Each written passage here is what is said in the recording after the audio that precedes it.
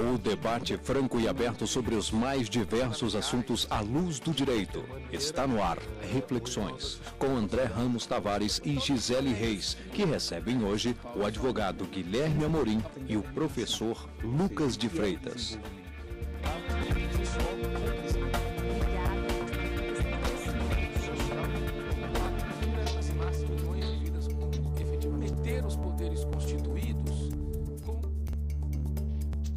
O conceito não é novo. A temática surgiu no início do século XX e as Nações Unidas o reconhecem como um direito humano desde 1977. Mas e na prática, o direito ao desenvolvimento faz parte do nosso dia a dia? É esse o assunto do Reflexões de hoje. Veja quem são os nossos convidados para esse debate. Guilherme Amorim, advogado, mestre em Direito do Estado e doutor em Direito Constitucional pela Pontifícia Universidade Católica de São Paulo. É professor e escritor. Lucas de Freitas, especialista em Direito Eleitoral pela Escola Superior da Advocacia do Distrito Federal e mestre em Desenvolvimento e Cooperação Internacional pela Universidade de Brasília. É assessor do Procurador-Geral da República. Nós agradecemos a presença do Dr. Lucas de Freitas. Obrigado pelo convite. Também é um prazer contar com a colaboração do Dr. Guilherme Amorim. Eu que agradeço o convite. Muito obrigado. Bom, a qualidade de vida é um direito. Não é à toa que a gente tem um índice de desenvolvimento humano para medir justamente o grau de desenvolvimento de um país. Índice que leva em conta saúde, educação e renda. Daí eu pergunto, o brasileiro na média tem qualidade de vida, Dr. Lucas? Essa é uma pergunta cuja resposta não pode ser fechada. O próprio conceito de desenvolvimento traz em si essa indeterminação, ou seja, o que é o desenvolvimento, o que um país considera ser desenvolvimento. E a construção do Índice de Desenvolvimento Humano reflete exatamente essa preocupação com o que seria o verdadeiro conteúdo do desenvolvimento, se é que existe um verdadeiro conteúdo do desenvolvimento. Então, acho que o melhor parâmetro para responder essa pergunta é a nossa Constituição. Em que medida o Brasil efetiva os direitos previstos na Carta Constitucional? Em que medida nós garantimos a todos os cidadãos o acesso àquelas prestações que lá em 1988 nós pactuamos e desde então estamos conversando e tentando descobrir vias de efetivação.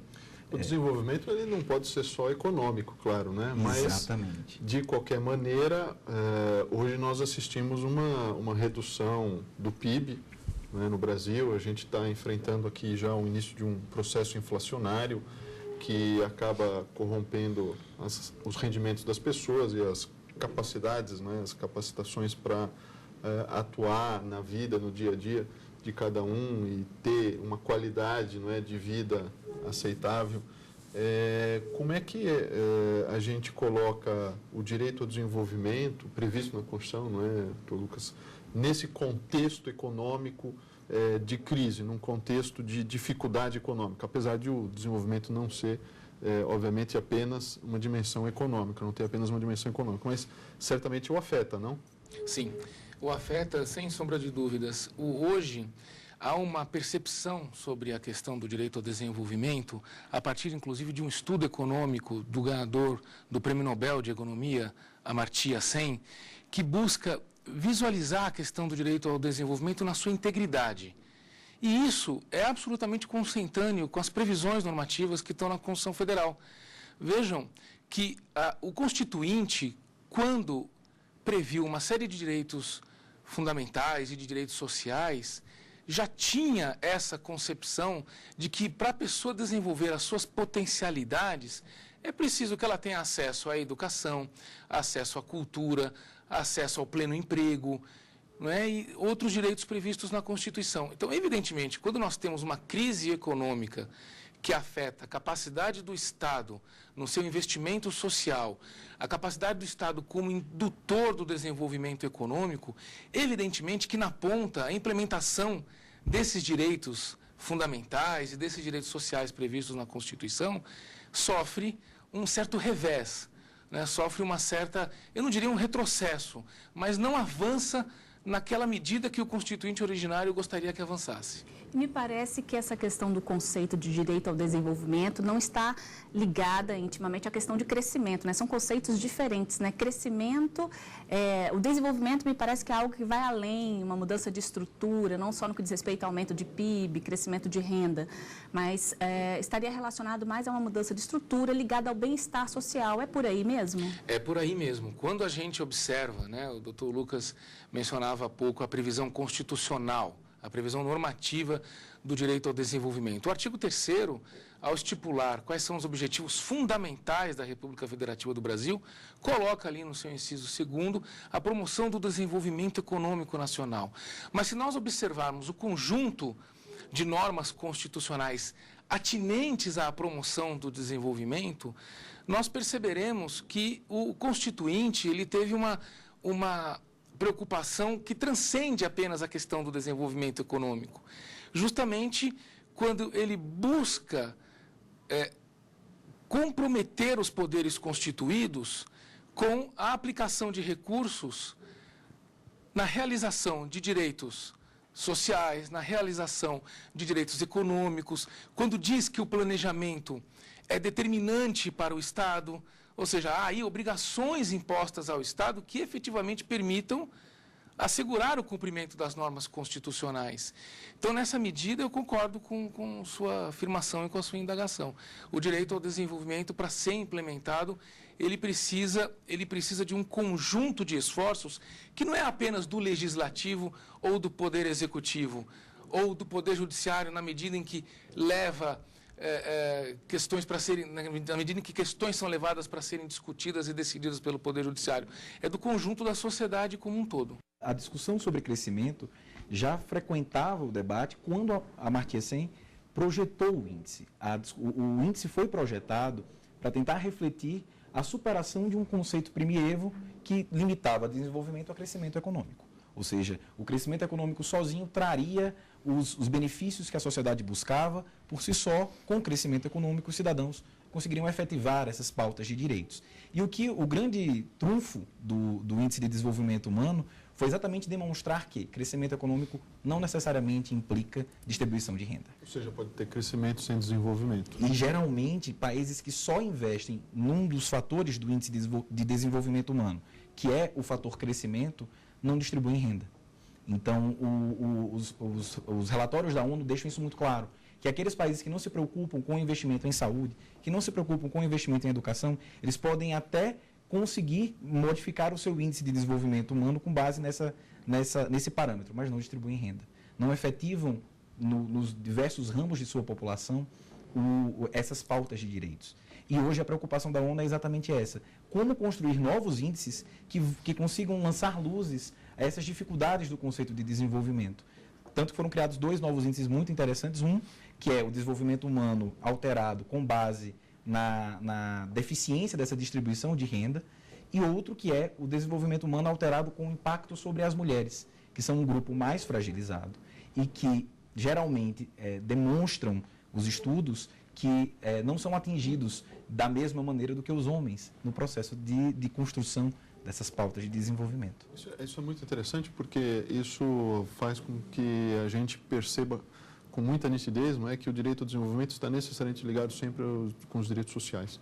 Uhum. Como no Brasil, a nossa ordem econômica sempre teve, até geograficamente falando, na Constituição, a nossa ordem econômica sempre teve ligada à ordem social. Né? Na Constituição de 88 é que houve um desmembramento, mas ele obviamente não significou uma separação, porque ela é impossível. Né? O direito social, ele caminha necessariamente com o direito econômico e com o direito ao desenvolvimento. Esse exemplo do caso das mulheres, do novo índice, é muito interessante, porque o próprio Amartya Sen, em estudos anteriores, trazia também como exemplo, né, a situação da mulher. Quer dizer, quando a gente pensa o que está dentro do direito ao desenvolvimento, né, estaria dentro do direito ao desenvolvimento ter, por exemplo, acesso a creches próximas ao seu local de moradia? Sim. Por quê? Porque quando não existe essa proximidade, as mulheres acabam tendo que se resignar em ficar em casa, não é? E cuidar basicamente dos filhos, porque elas não têm condições de, ao mesmo tempo, trabalhar e se locomover para levar um filho a uma creche distante, voltar e buscá-lo, e retornar, não é? Então, isso impacta, quer dizer, é uma questão social que impacta diretamente o próprio direito ao trabalho, né, de uma pessoa. Social então, vem isso, antes do econômico, o social, na verdade, né? Na verdade, integra, quer dizer, são coisas que têm que caminhar juntos. Se o Estado não percebe isso, né, ele não é capaz de avançar no desenvolvimento, ele pode até avançar no crescimento, quer dizer, aquela acumulação de riqueza interna, mas ela não é suficiente, né, porque não há distribuição. E essa discussão sobre as mulheres talvez seja uma das pontas de lança desse debate sobre desenvolvimento como empoderamento, como acesso e capacidade de, por sua própria voz, decidir o seu destino, que é o que o Amartya Sen defende em suas obras. Quer dizer, pensar o indivíduo com plenas capacidades, com o máximo de liberdades possíveis em sua efetivação. E aí a gente percebe como elementos que não são tipicamente considerados na doutrina econômica influenciam o desenvolvimento, até mesmo a questão das creches. Porque em que medida, então, uma estrutura de sociedade que concentra na mulher as obrigações familiares não acaba por dificultar a própria construção de uma liberdade feminina com relação a isso. Ou seja, são as mulheres que têm a obrigação de cuidar dos filhos e não o casal. Então, esses debates todos, que num primeiro momento eram tidos como debates alheios ao direito ao desenvolvimento, vão ingressando na pauta e gerando um problema, inclusive, de uma pauta totalitária. Quer dizer, em que medida, então, se tudo é desenvolvimento, onde vamos chegar? O que eu vejo, doutor Lucas, é que o direito ao desenvolvimento, essa discussão, ela partiu inicialmente muito mais no plano internacional, né?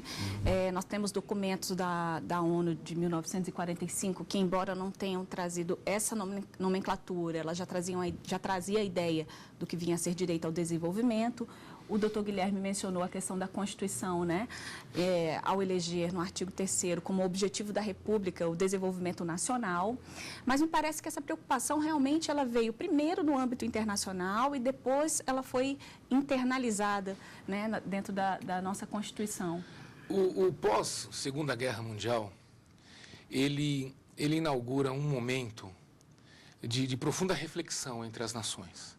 Como é que foi possível permitir que a Segunda Guerra Mundial tivesse aquela extensão e dizimasse milhões de vidas como efetivamente aconteceu?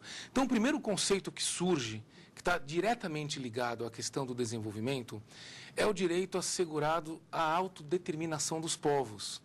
Isso, na construção da própria Organização das Nações Unidas e dos tratados que se seguiram a esse movimento político para, vamos dizer assim, trazer as nações para um entendimento comum, um dos principais direitos que se reconheceu aos povos é justamente a busca pela sua autodeterminação.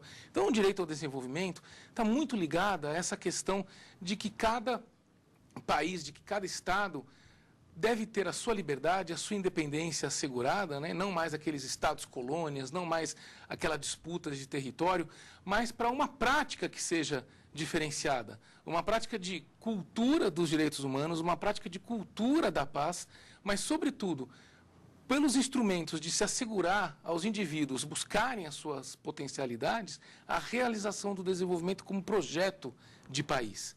E, a partir daí, sobretudo na década de 60, outros tratados e convenções de direitos econômicos, sociais e culturais, né, de pacto civil dos direitos políticos, pacto civil, buscam... pacto econômico, sociais e culturais, tudo isso, só reiterando, né, exatamente, doutor Guilherme.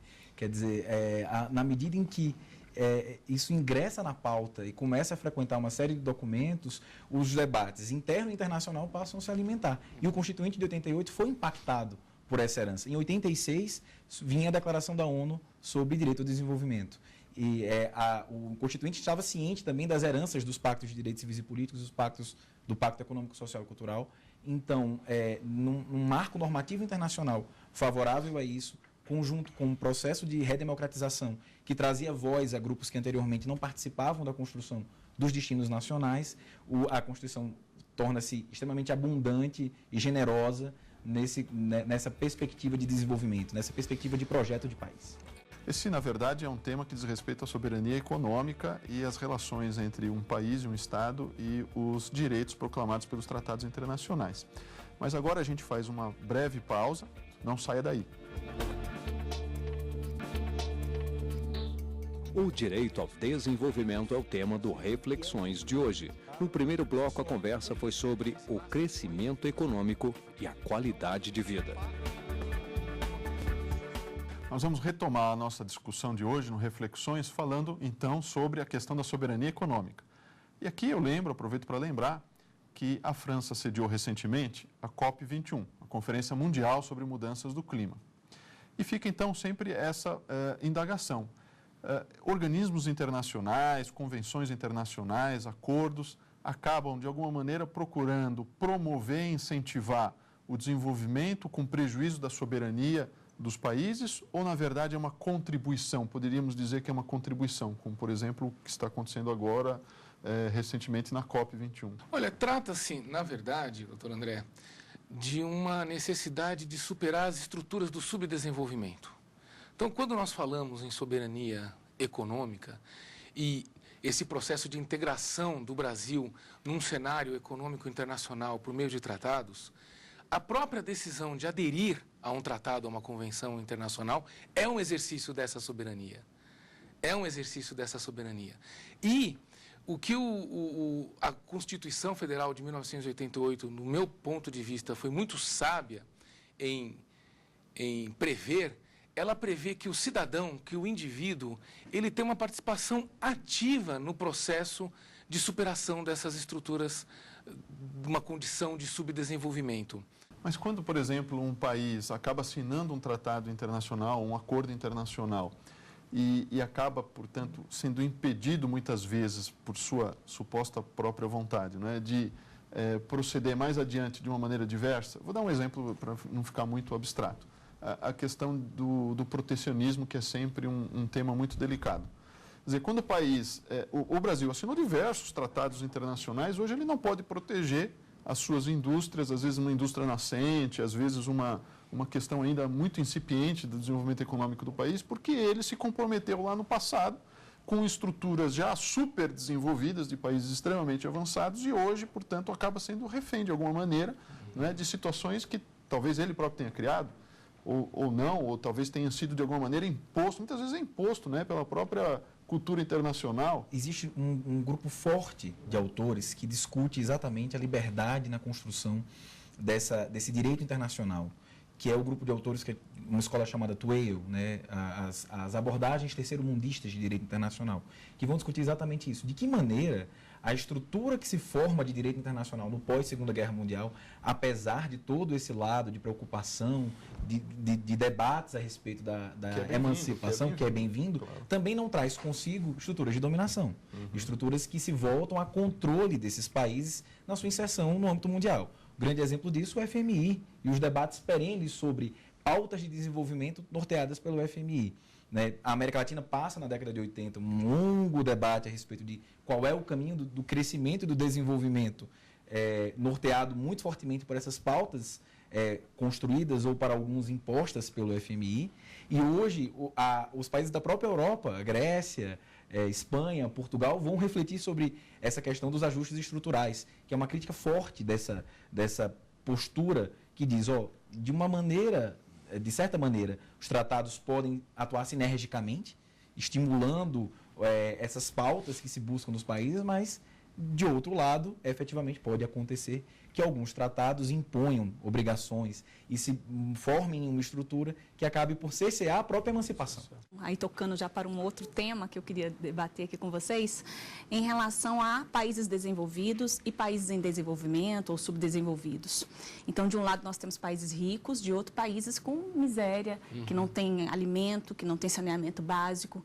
Existe, de certa forma, um comprometimento internacional? Os países ricos, eles têm responsabilidade em relação a esses países em desenvolvimento? Sim, uma das consequências de que a inserção do Brasil nesse contexto de tratados e convenções internacionais e, portanto, a assunção de obrigações nesse cenário, ele também se habilita para a captação de recursos provenientes de agências de fomento internacionais e de bancos multilaterais de cooperação, que também é resultado da inserção dos demais países nesse mesmo processo. E aí tem uma obrigação moral, até não só econômica, dos países desenvolvidos também aportar recursos para o financiamento de desenvolvimento dos países não tão desenvolvidos. Agora, a palavra-chave para isso, me parece, é algo que está previsto na Constituição, chama-se planejamento.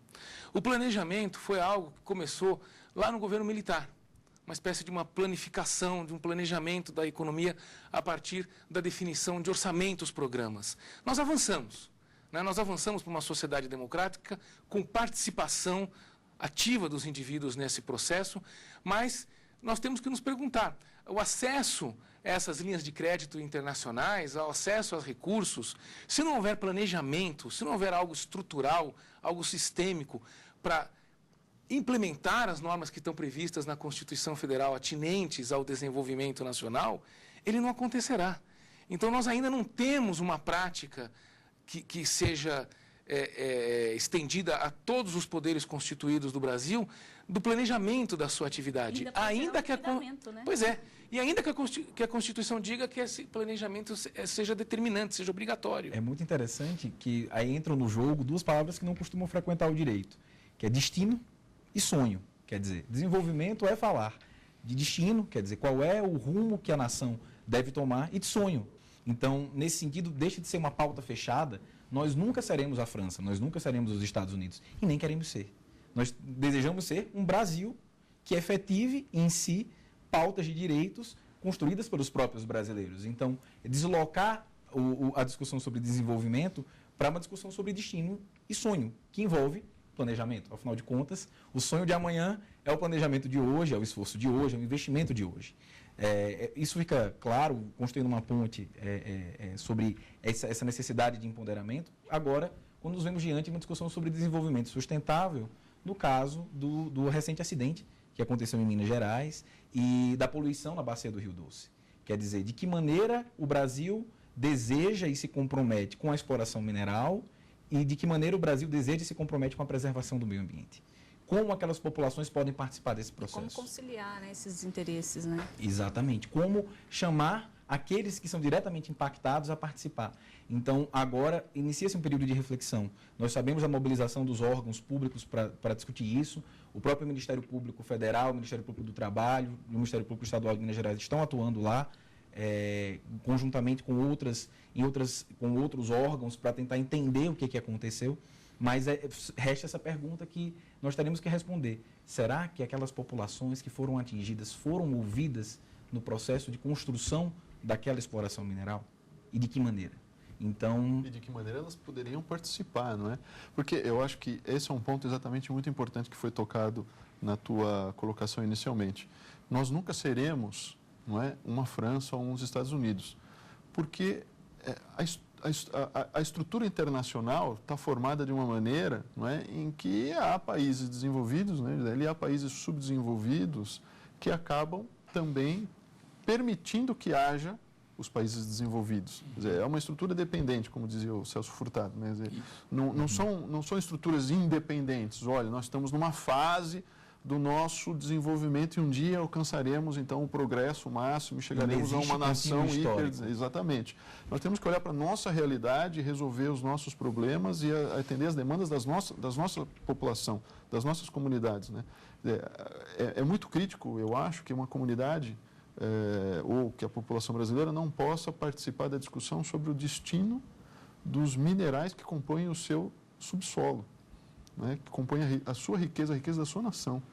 Quer dizer, que eles sejam, por exemplo, explorados livremente, em termos de o quanto é retirado e em que momento e quando, né, pelas empresas que recebem em concessão, né, sem qualquer tipo de maior preocupação por parte do Estado mesmo, que o Estado aqui representando a população. Então, acho que isso realmente é uma colocação que a gente precisa, claro, ela precisaria ser, aqui a gente não tem tempo para isso, né, José, mas é um tema muito instigante esse sobre a nossa ideia ainda de muitos aqui no Brasil, né, de que nós estamos num estágio anterior, mas que em breve estaremos no estágio posterior equivalente ao dos países que hoje são considerados avançados. Acho que isso é realmente um ponto de reflexão muito importante para nós. Né? Sim.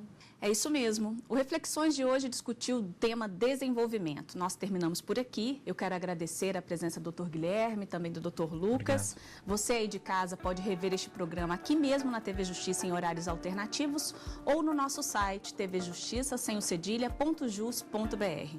Nós debatemos hoje o direito ao desenvolvimento. Obrigado pela companhia e até a próxima.